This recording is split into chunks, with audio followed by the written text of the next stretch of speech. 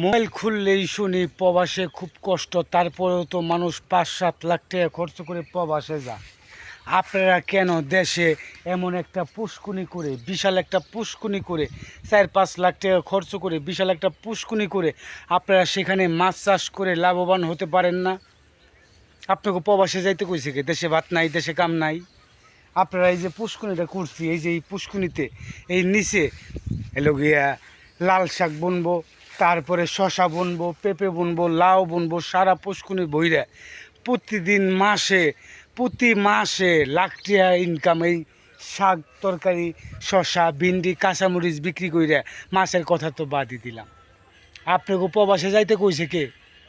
দেশে ফিরা হেন বেটা, দেশে ফিরা এরকম একটা পুষ্কুনি কইরা মাছ চাষ কর না। আর উপরে জাংলা দে লাউ শাক, পুঁই শাক, পালন শাক, হিচি শাক, বৌতা শাক।